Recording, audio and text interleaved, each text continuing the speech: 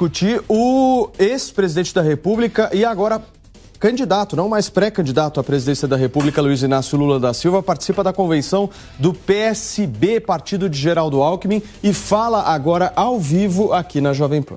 Que ninguém imaginava que pudesse acontecer há 6 meses atrás, que é o companheiro Alckmin, filiado ao PSB e candidato a vice-presidente da República,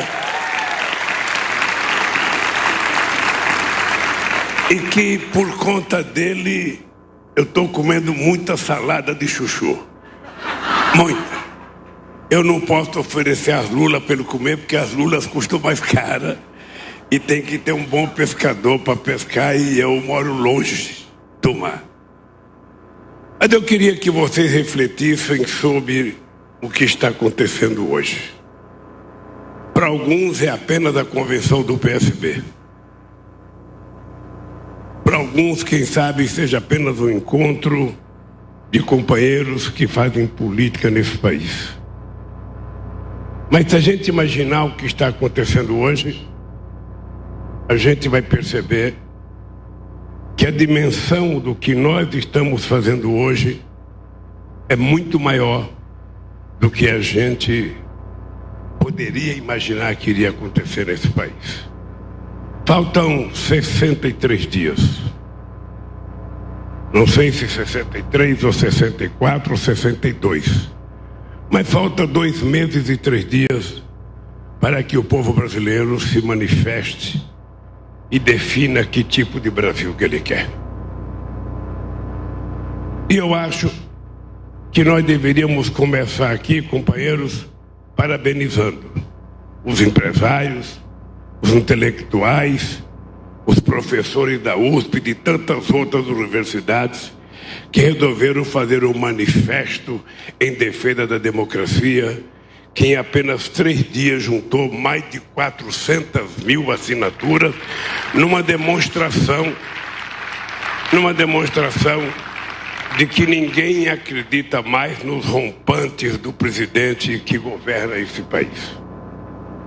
Eu nunca imaginei, aos meus 76 anos de idade, aos meus 50 anos de participação política no movimento sindical e dos partidos, que nós iríamos ver um presidente da República cometer a idiotice de chamar os embaixadores de quase 70 países para fazer o pior papel que um presidente da República pode fazer, que é mentir para os embaixadores e vender uma ideia falsa de que no Brasil a democracia corre risco por conta das urnas eletrônicas. Justamente ele, que desde 1998 é eleito com o voto eletrônico. Justamente ele que elegeu os filhos deputados federais, os filhos vereador, os filhos senador. Mesmo ele que se elegeu presidente da República com o voto eletrônico, ousa tentar passar para a sociedade brasileira a ideia de que ele vai ser roubado nessas eleições. E o que a sociedade que fez o manifesto está dizendo para ele é para ele tomar cuidado, que ele não tem que ter medo da urna eletrônica, porque ela já provou eficácia e seriedade na apuração das eleições e rapidez como em nenhum outro país do mundo. O que ele tem que ter medo é que o povo brasileiro está saturado, está enojado, está cansado de tanta mentira, de tanto fake news e de tanta destruição desse país. Nós não suportamos mais. Nesse país fizeram uma reforma trabalhista, criaram o trabalho intermitente, dizendo que a vida do povo trabalhador iria melhorar e que os trabalhadores iriam ter muito mais emprego. Aonde estão esses empregos?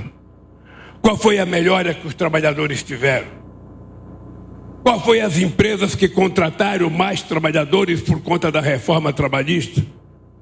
Transformaram milhões e milhões de homens e mulheres em carregadores de alimentos nas costas, em distribuidores de alimentos, achando que essas pessoas são empreendedores, sem que essas pessoas tenham sequer um direito às férias, sequer um descanso semanal remunerado e sequer qualquer benefício em função de um acidente que eles possam sofrer. Mas inventaram mais, mandaram jogar a nossa tradicional carteira profissional fora, que eles iam inventar uma carteira de trabalho verde e amarela que iria gerar emprego. Aonde está o emprego, Randolfo, criado pela carteira verde e amarela? Acabaram com Minha Casa Minha Vida, dizendo que iam fazer nesse país casa verde e amarela. Aonde estão as casas verde e amarela? Ele simplesmente demonstrou em 3 anos e 9 meses que não estava preparado para ser deputado. E todo mundo sabe a mediocridade dele como deputado, e muito menos estava preparado para ser presidente da República. Quando um homem como ele chega à presidência da República, é resultado da destruição da política que foi feita em muitos momentos por muita gente nesse país, incentivado por muitos dos meios de comunicação que tenta jogar lama em cima da classe política sem fazer separação e sem fazer nenhuma distinção. E na história da humanidade, toda vez que se negou a política, o resultado sempre é isso. É o fascismo, é o nazismo, e todo mundo lembra o que aconteceu na Itália e o que aconteceu na Alemanha. Pois bem, nós estamos a 62 dias de uma eleição. E eu queria dizer para vocês que ontem, numa reunião com o empresário do setor do transporte, eu resolvi deixar a modéstia de lado e resolvi falar um pouco o que eu penso de nós mesmos. E queria dizer para vocês, companheiros do PSB, companheiras do PSB, queria dizer para vocês que se vocês pegarem a história das eleições brasileiras, desde que foi proclamada a República desse país, se vocês pegarem a história de todas as eleições, em nenhum momento da história esse país teve uma candidatura com a grandeza da candidatura de Lula e Alckmin. Primeiro, eu tenho como vice a candidatura de um homem que governou São Paulo 16 anos e ainda foi vice mais 6 anos. É a candidatura junto com o homem que foi o mais exitoso presidente da República, não por méritos próprios, mas pela contribuição que a sociedade brasileira deu para que a gente colocasse esse país definitivamente na órbita das grandes nações e que o Brasil virasse protagonista internacional. Nós vivemos o melhor momento da história desse país das últimas 3 décadas.